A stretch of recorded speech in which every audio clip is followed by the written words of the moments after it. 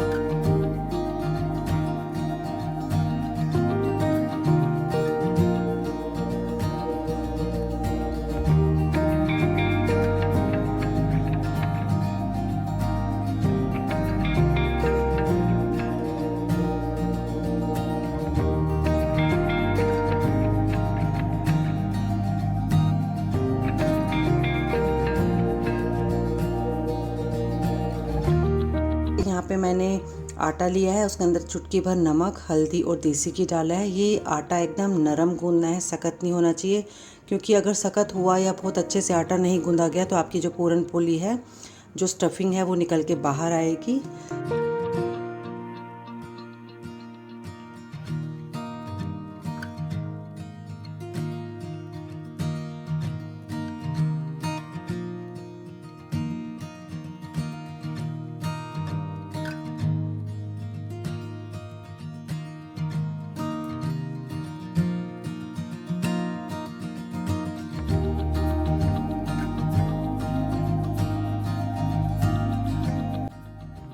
जब एक बार आप इसको अंदर भर देंगे तो आपको पहले इसको थोड़ा सा फैलाना है पेड़े को, ताकि जो फिलिंग है वो बहुत अच्छे से सब जगह फैल जाए और बेलते हुए फटे ना।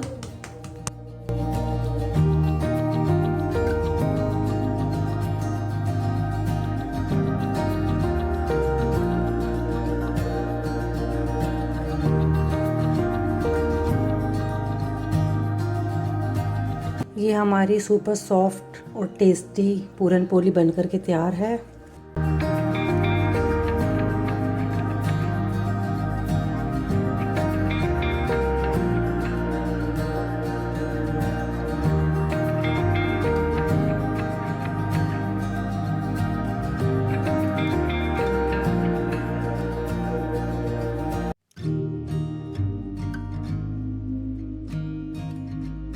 तो आज की हमारी दूसरी रेसिपी भी महाराष्ट्र से है, जिसका कि नाम है कटाची आमटी।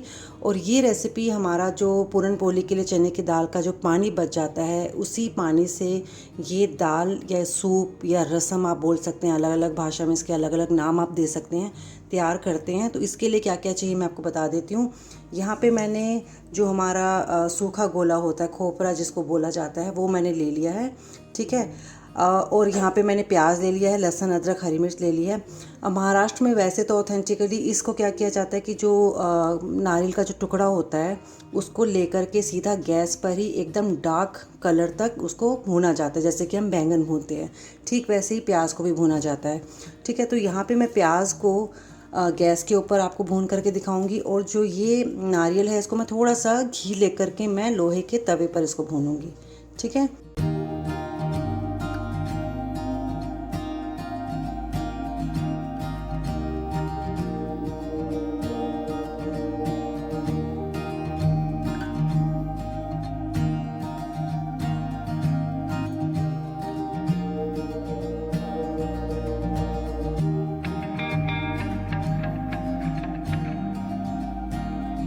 आमटी के लिए हम लोग एक मसाला तैयार कर लेते हैं। ठीक है, तो यहाँ पे मेरे हाथ में आप जो देख रहे हैं इसको पत्थर के फूल या दगड़ फूल कहा जाता है, और ये महाराष्ट्र क्यूजीन में बहुत ज़्यादा इस्तेमाल होता है।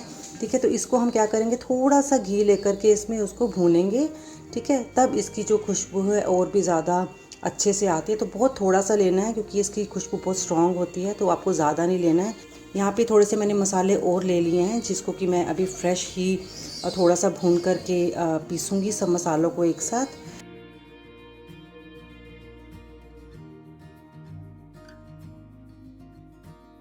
तो हमारे महाराष्ट्र के उस मसाले में खसखस और तिल भी ज़रूर जाता है, जिसको कि मैं इसके बाद थोड़ा सा भूनूंगी, है ना, क्योंकि वो जल्दी जल जाता है, तो इसलिए मैं साथ में नहीं भूनूंगी।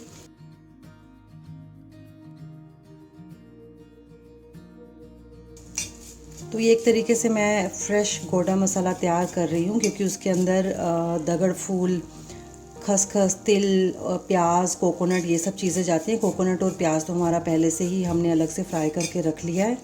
ठीक है, और अगर आप ये वाला स्टेप नहीं भी करना चाहते हैं, आप अपने कोई भी घर का जो गरम मसाला है जो आप यूज़ करते हैं उसके अंदर दगड़ फूल, तिल और खसखस भी आप ऐड कर देंगे तो आपका वो वाला मसाला तैयार हो जाएगा।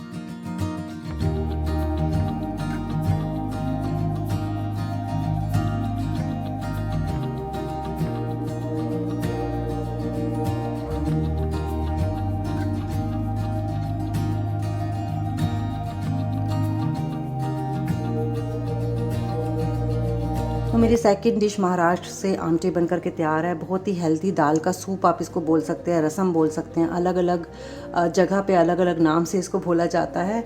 तो ये आप ज़रूर ट्राई कीजिएगा सर्दियों में, ये बहुत ही अच्छा ऑप्शन होने वाला है आपको चाय और कॉफ़ी को रिप्लेस करने के लिए और आपकी हेल्थ को और भी अच्छा करने के लिए।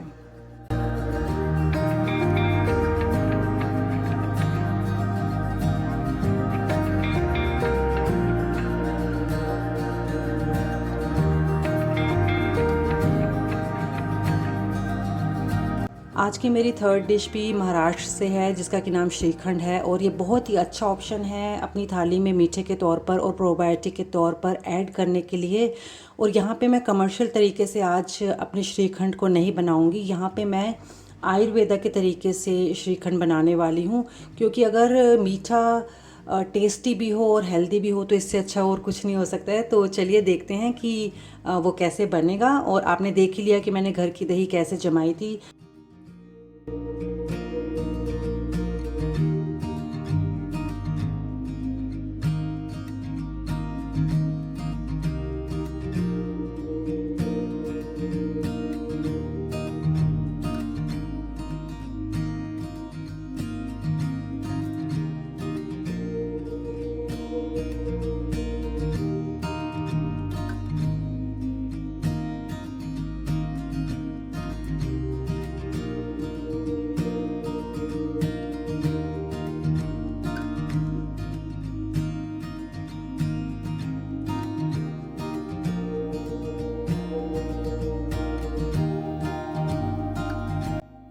तो आप लोगों ने अभी देख लिया कि मैंने जो उसके अंदर फ्लेवर के लिए जो पाउडर तैयार करना है आयुर्वेदा का, वो कैसे बनाया था। ठीक है, यहाँ पे मीठे के तौर पर मैं पिसी हुई चीनी की जगह पे ये धागे वाली मिश्री का इस्तेमाल कर रही हूँ और थोड़ा सा शहद इस्तेमाल करूँगी, शुद्ध शहद।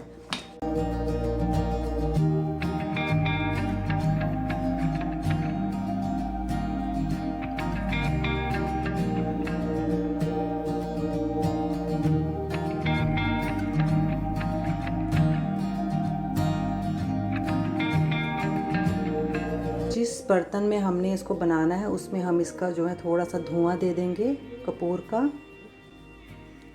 और इसको डालने से पहले हमने इसको एक बारी छानना ज़रूर है। ठीक है, एक तो इससे क्रीमी बना रहेगा हमारा श्रीखंड।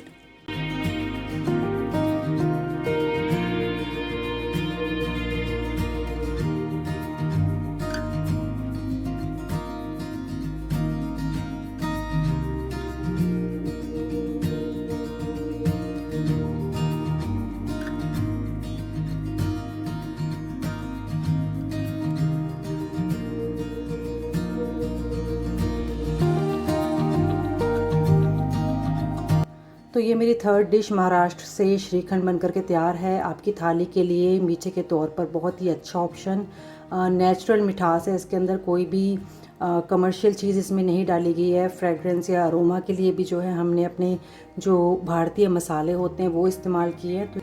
तो ये ज़रूर अपनी थाली में ऐड करके इसके बेनिफिट्स का पूरा फ़ायदा उठाइए।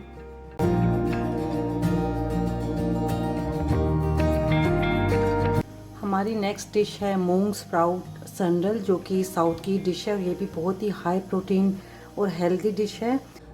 अगर आप चाहते हैं कि आपके स्प्राउट्स एकदम खिले खिले बने और 1 से 2 दिन के बाद जो इसके अंदर लेस सी आ जाते हैं वो ना आए, तो उसके लिए आपको क्या करना है कि आपको दाल को रात भर भिगो देना है, उसको सुबह बहुत अच्छे से वॉश करना है और फिर इसको जैसे मैंने किसी छानी में डाल दिया है, कम से कम 10 से 15 मिनट के लिए छानी में डाल के रख दें, ताकि जितना भी एक्स्ट्रा पानी है वो निकल जाएगा। और उसके बाद फिर एक सूती कपड़ा लेकर के उसके ऊपर हम ये दाल फैला देंगे और जब ये थोड़ी सी ड्राई हो जाएगी 10 से 15 मिनट के बाद, और तब हम इसको स्प्राउट मेकर में डालेंगे।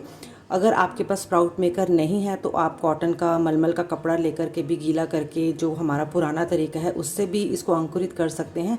लेकिन हमें अपनी लाइफ को थोड़ा इजी बनाना है, तो स्प्राउट मेकर बहुत महंगी सी चीज़ नहीं होती है, बहुत ही सस्ती सी चीज़ है। तो आप इस पर इन्वेस्ट करके अपनी लाइफ को थोड़ा सा और आसान बना सकते हैं।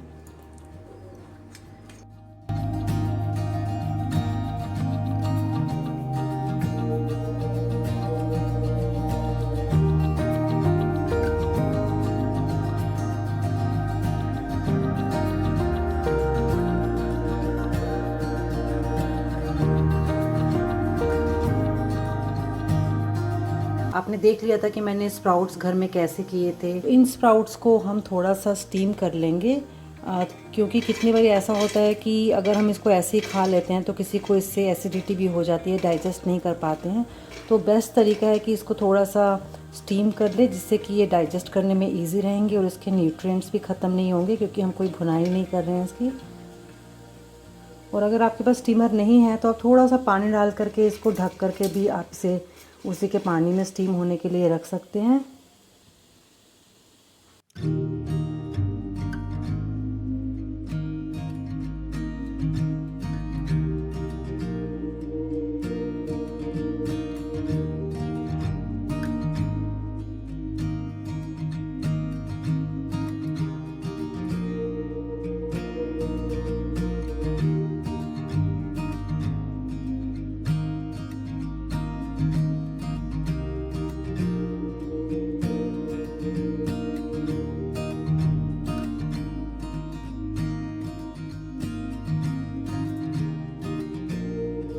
तो ये मेरी साउथ इंडिया से स्प्राउटेड मूंग बन करके तैयार है। बहुत ही हेल्दी और बहुत ही इजीली डाइजेस्ट होने वाला ये प्रोटीन है, तो इसे भी अपनी थाली में ज़रूर ऐड कीजिएगा।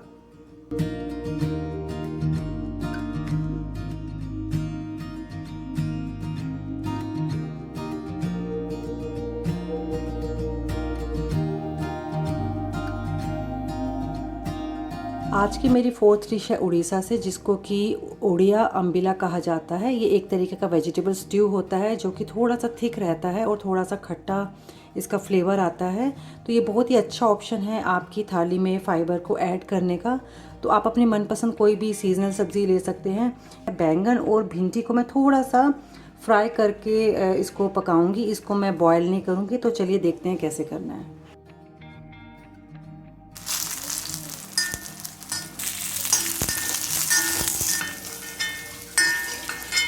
वैसे तो इसको नॉर्मल पानी में उबाला जाता है, लेकिन जैसा कि मैंने बोला एक तो ये खट्टा थोड़ा सा इसका टेस्ट होता है। तो आप खटाई के लिए चाहे तो दही का इस्तेमाल कर सकते हैं, इमली का इस्तेमाल कर सकते हैं, या कच्ची अम्बी का इस्तेमाल कर सकते हैं। लेकिन जैसा कि ये मेरा पानी बच गया था दही का श्रीखंड के बाद, तो इसको हम वेस्ट नहीं करेंगे। इससे खटास भी आ जाएगी और ये पानी भी वेस्ट नहीं होगा। तो जब तक हमारी सब्ज़ी उबल रही है तब तक हम देख लेते हैं कि हमें थिकनेस के लिए क्या करना है। ऑथेंटिकली उड़ीसा में थिकनेस के लिए इस स्ट्यू को कच्चे चावल को भिगो दिया जाता है 2 से 3 घंटे के लिए। ठीक है, थोड़े से मस्टर्ड सीड्स, अदरक और हरी मिर्च। अगर आप भीगे हुए कच्चे चावल इस्तेमाल नहीं करना चाहते हैं तो आप चावल का आटा भी इस्तेमाल कर सकते हैं। अगर आप वो भी नहीं करना चाहते हैं तो आप बेसन को भी थिकनेस के लिए यूज़ कर सकते हैं। ठीक है, लेकिन मैं यहाँ पे ऑथेंटिकली जैसा ही बनाया जाता है वहाँ पे मैं ठीक वैसे ही कर रही हूँ।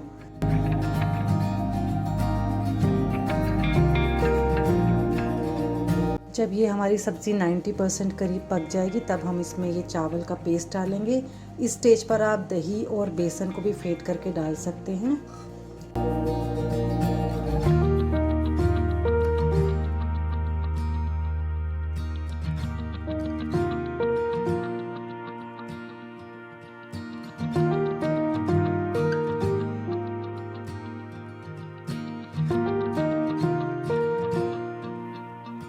तो ओरिया अम्बिला के तड़के के लिए यहाँ पे मैं 5 फ़ोरन का इस्तेमाल कर रही हूँ। बंगाल में और उड़ीसा में ये बहुत ज़्यादा इस्तेमाल किया जाता है किचन में। जीरा, पीली सरसों, कलौंजी, मेथी दाना और सौंफ मिलकर के 5 फ़ोरन कहलाता है। और साथ ही में कड़ी पत्ता हम इसमें डाल देंगे।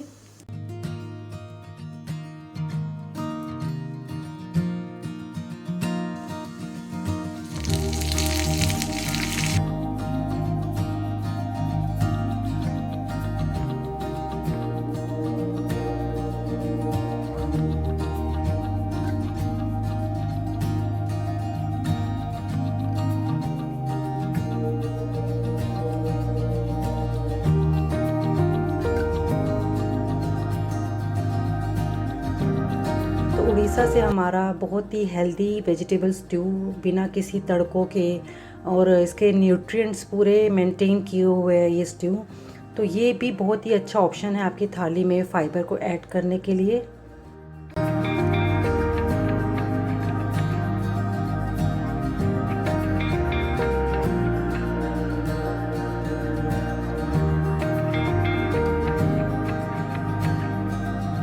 हमारी थाली में चटनी ना हो या अचार ना हो ऐसा तो हो ही नहीं सकता है। तो आज मैं बनाने वाली हूँ उत्तराखंड की चटनी। उसके लिए मैं यहाँ पर ये एक उत्तराखंड के भांग जीरा मिलता है। ठीक है, ये वहाँ की खेती होती है और बहुत आराम से वहाँ पे मिलता है। और पिछले साल मैंने उत्तराखंड में जा कर के इस चटनी की रेसिपी भी अपने चैनल में डाली थी। आप वो वाला भी वीडियो देख सकते हैं जा कर के। ये भंग जीरा मैंने अमेज़ॉन से मंगवाया था। आप कोई भी ब्रांड का ले सकते हैं। मैं जो लास्ट ईयर उत्तराखंड से लेकर आई थी वो मेरा भंग जीरा ख़त्म हो गया था, तो ये मैंने ऑर्डर किया था। ऐसे कुछ बीज होते हैं और इसको मैंने एकदम तवे पर ड्राई रोस्ट कर लिया था। ठीक है, ये जैसे हमारे अलसी के बीज फ़ायदेमंद होते हैं, ठीक वैसे ही ये भंग जीरा भी हेल्थ के लिए बहुत अच्छा होता है।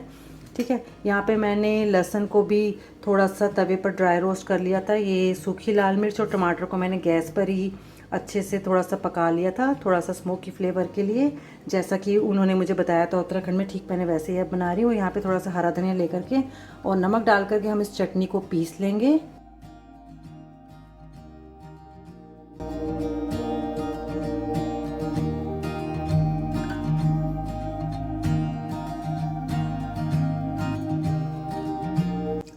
तो उत्तराखंड से भांग की चटनी बनकर के तैयार है आपकी थाली को और भी चटपटा और हेल्दी बनाने के लिए।